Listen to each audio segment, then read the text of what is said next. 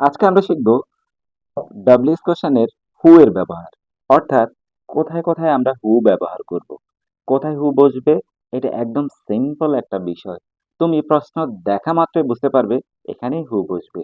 আর এই ক্লাসটি দেখার জন্য, পুরো ভিডিওটি দেখার জন্য তোমাদেরকে স্বাগতম জানাচ্ছি। পুরো ভিডিওটি সম্পূর্ণ দেখবে, তাহলে তুমি পরীক্ষায় হু এর ব্যবহার খুব সহজেই করতে পারবে। হু দ্বারা সাধারণত ব্যক্তি বোঝায়। হু এর অর্থ হচ্ছে কে বা কারা।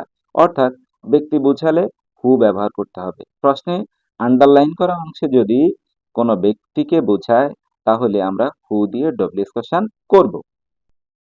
হু অর্থ কে বা কারা, অর্থাৎ ব্যক্তি বোঝাতে হু ব্যবহৃত হয়। প্রশ্নের আন্ডারলাইন করা অর্থাৎ দাগ দেওয়া অংশ দ্বারা যদি আমরা ব্যক্তিকে বুঝি, তাহলে সেক্ষেত্রে আমরা ডব্লিউএইচ কোশ্চেনের ক্ষেত্রে হু ব্যবহার করে ডব্লিউএস কোশ্চেন করব। অর্থাৎ হু হবে কখন? যখন দাগ দেওয়া অংশ দ্বারা ব্যক্তি বোঝাবে। এক্ষেত্রে একদম সিম্পল বিষয় তুমি মাথায় রাখবে, ব্যক্তি বোঝানোর জন্য হু ব্যবহার করা হয়। হু দেওয়ার পরে আমরা অক্সিলারি ভার্ব অথবা মেইন ভার্ব দিব প্লাস এক্সটেনশন অর্থাৎ বাকি অংশ। যদি আমরা এক্সাম্পল দেখি, Raju is a fire fighter, তাহলে who is a fire fighter? Raju is a fire fighter. প্রশ্ন হচ্ছে who is a fire fighter, তাহলে আনসার হবে Raju is a fire fighter. Underline করা অংশ রাজু, এই কারণে রাজু এর পরিবর্তে হু ব্যবহার করা হয়েছে। ঠিক আছে? যদি আমরা আবার দেখি, রাজুর কারণে এখানে হু ব্যবহার করা হয়েছে। ব্যক্তি বুঝলেই আমরা কিন্তু ব্যক্তির পরিবর্তে হু ব্যবহার করে ডব্লিউএইচ কোশ্চেন করব। প্রথমে ডব্লিউএইচ ওয়ার্ড, তারপরে বাক্যে অক্সিলারি ভার্ব থাকলে অক্সিলারি ভার্ব প্লাস এক্সটেনশন, আর মূল ভার্ব থাকলে মূল ভার্ব। আরেকটি এক্সাম্পল যদি আমরা দেখি, Seema and Tamal are in the town hall language club.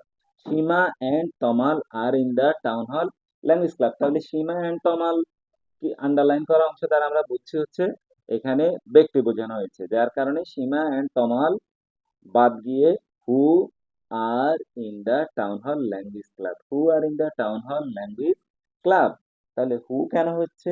হু হচ্ছে সীমান্ত তমাল ব্যক্তি।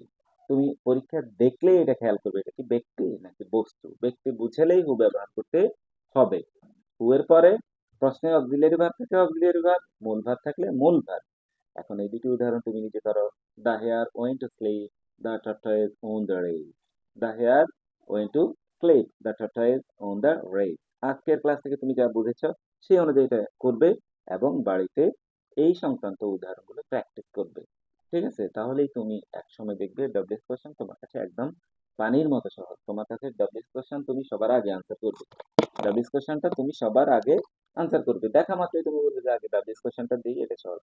আমার পরবর্তী ভিডিওগুলো দেখার জন্য এটা লাইক দিবে, ফলো করবে।